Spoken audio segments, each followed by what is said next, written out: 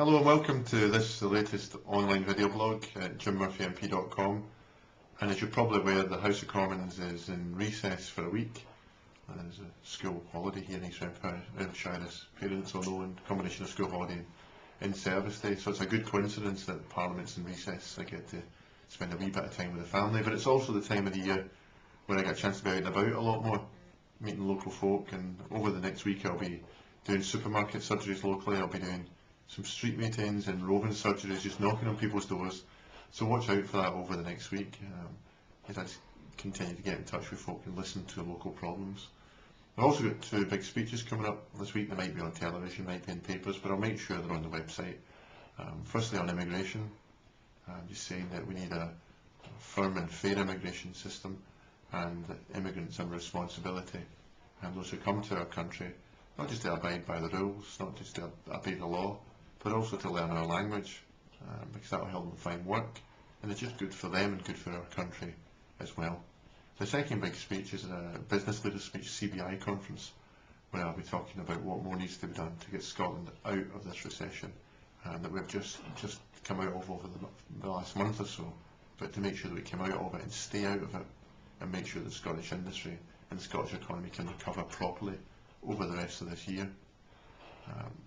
Big stories this week for me. One of the big things for me personally is, and you may have seen this on the website and in the Herald, is that Nelson Mandela is out of prison now, 2 decades, and I grew up in South Africa for 6 years of my life, so it's smashing to celebrate that anniversary. And there's this new movie out, of course, about South African rugby and Nelson Mandela and everything else. So have a look at that article on the website. But the big political story, of course, this week is Nicola Sturgeon and her defence of this benefit fraudster comes fast on the heels of like a £9,000 lunch for the First Minister. Now, I know these lunches must cost about £9 or £19, but there's something grotesque about £9,000 for a lunch. They just seem to have lost their way and misled their judgment. I just want to address one point.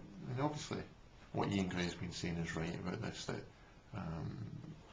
any politician that defends a benefit fraudster like that in the court probably shouldn't be a government minister. But this idea that she had to do it, she was under a duty to do it. You have to defend all your constituents regardless of what they do. I'm out and about all the time. I listen to people who are the victims of crime, who are annoyed by their neighbours, who are drug dealers or causing problems or playing their music loud. I know whose side I'm on. I'm on the side of the decent, hard-working, family, law-abiding folk who just want to do the best for their kids and for their community. And so, in an instance where someone is a drug dealer terrorising their neighbour, I don't have a responsibility to take the side and listen to the concerns of the drug dealer. The antisocial neighbour who plays their music all night long so that the neighbour doesn't get any sleep and goes to work tired in the morning, I've got a responsibility to the person who's up, abides by the rules and goes to their work in the morning.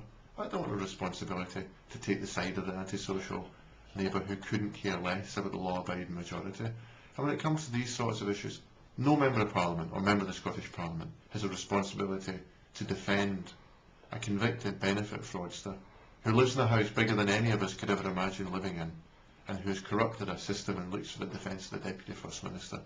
So, as the SNP scrabble to look for an excuse for doing this, they should never hide behind the lie that they have a responsibility to defend people regardless of who they are.